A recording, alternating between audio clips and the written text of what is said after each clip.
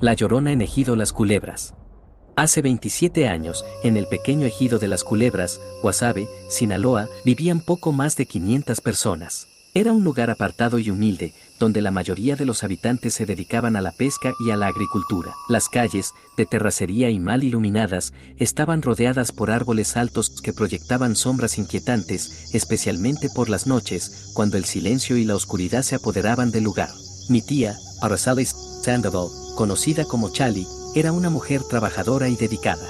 Como cada madrugada, se levantaba antes que su esposo, Eugenio Robles, a quien todos en el ejido llamaban Genio. Preparaba tortillas de harina y lonches para que él pudiera llevarlos al trabajo en el campo. Aquella madrugada parecía igual a cualquier otra, pero lo que Chali experimentaría esa noche la marcaría para siempre. El aire era frío y denso, y la única luz que se colaba en la cocina provenía de un par de postes lejanos, casi todos con sus lámparas fundidas. El resto del ejido estaba sumido en la penumbra. Mientras amasaba la harina, el sonido rítmico del rodillo contra la mesa llenaba la pequeña cocina. El silencio de la madrugada solo era roto por ese ruido, hasta que algo extraño ocurrió.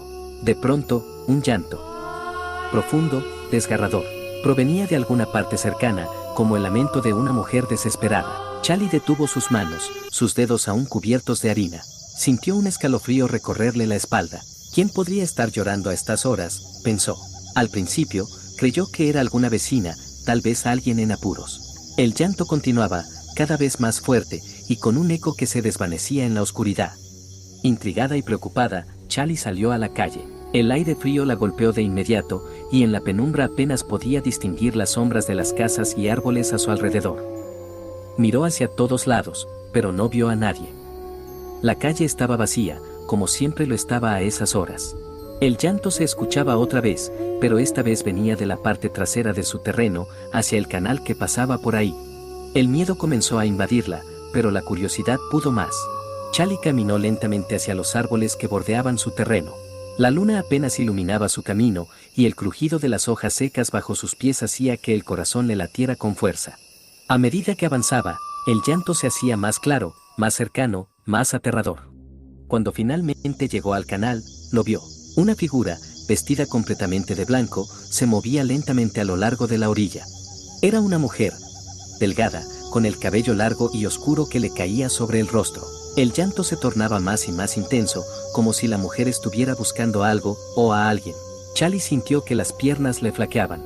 No podía apartar la vista de aquella figura, como si estuviera hipnotizada por el dolor en su voz. El frío se hizo más intenso, el aire se volvió pesado. Cuando la mujer se giró lentamente hacia Chali, lo que vio le quitó el aliento. Los ojos de la figura eran dos pozos oscuros, vacíos, y su boca estaba abierta en un grito silencioso, una expresión de agonía que parecía congelada en su rostro. Chali no podía moverse, el terror la había paralizado. Su instinto le decía que corriera, pero sus pies estaban clavados en el suelo. De repente, sintió una mano fuerte que la sujetó por la espalda, cubriéndole la boca para que no gritara.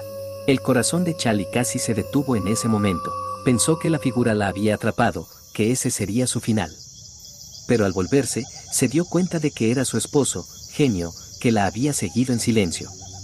Él también había escuchado el llanto y, al ver a su esposa acercándose peligrosamente a aquella figura, había corrido para detenerla. Ambos se quedaron ahí, inmóviles, sin saber qué hacer. La mujer del canal seguía llorando, pero su lamento comenzaba a desvanecerse en la bruma. Poco a poco, se desvaneció, como si nunca hubiera estado allí. El silencio volvió a reinar en el ejido. Chali y Genio regresaron a la casa sin decir una sola palabra. No necesitaban hablar. Ambos sabían lo que habían visto, lo que habían sentido. La Llorona, la leyenda que habían escuchado toda su vida, no era solo un cuento de viejas. Esa noche, en el ejido de Las Culebras, se había hecho realidad. Desde entonces, mi tía nunca volvió a salir al canal de noche. Pero a veces, cuando el viento sopla fuerte entre los árboles y la oscuridad es más densa de lo normal, dice que aún puede escuchar ese llanto lejano, como un recordatorio de que en las sombras, lo desconocido siempre acecha.